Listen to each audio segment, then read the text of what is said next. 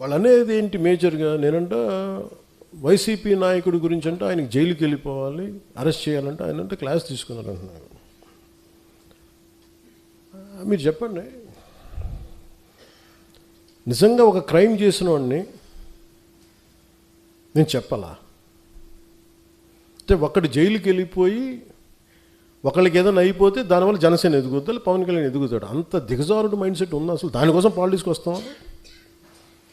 అసలు మీరు పాలిటిక్స్లో మీరు ఎంపీ ఇలాంటి వాళ్ళు ఎవరు పాలిటిక్స్లో లేనప్పుడు కదా నేను వచ్చి రోడ్డు మీదకి వచ్చి ఆ రోజున వైఎస్ రాజశేఖర రెడ్డి గారు ముఖ్యమంత్రిగా ఉన్నప్పుడు కదా నేను నా తుపాకీని సరెండర్ చేసి కదా నేను పాలిటిక్స్కి వచ్చింది. ఏం మాట్లాడతారు మీరు? ఎంత తెగింపు ఉంటే వస్తాం, ఎంత తెగించే గుణం ఉంటే వస్తాం పాలిటిక్స్కి. అలాంటి నేను కూర్చోబెట్టంటే వైసీపీ నాయకుడు అంటే ఆయన జైలుకి వెళ్ళాలని నేను చెప్పానని ఈయన ఊహించుకొని చెప్తారు. అదో పెద్ద న్యూస్ అది. మరి మీరు అందరికీ కళ్ళుకి ఏం కనిపించట్లేదండి? మీ అందరికీ సమస్యలు కనిపించట్లా?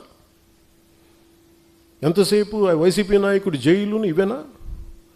నేను వెళ్ళి ప్రధానమంత్రి గారితోటను అమిత్ షా గారితో మాట్లాడితే ఇవే కనిపిస్తాయా? ఇంకేం ఉండవు మాకు సమస్యలు? దేశ భవిష్యత్తు గురించి మాట్లాడమా? ఆంధ్రప్రదేశ్ అభివృద్ధి గురించి మాట్లాడమా? కూర్చోబెట్టి వీళ్ళని జైల్లో పెట్టండి, వాళ్ళని జైల్లో తీయండి, వీళ్ళ నడుంకి బెల్ట్ కట్టేయండి, వాళ్ళ గురుజులు ఇవే చెప్తాం చెన్నాలి. అయినా వాళ్ళకి చెప్పాలా? వ్యవస్థకి నేను చెప్పాలా?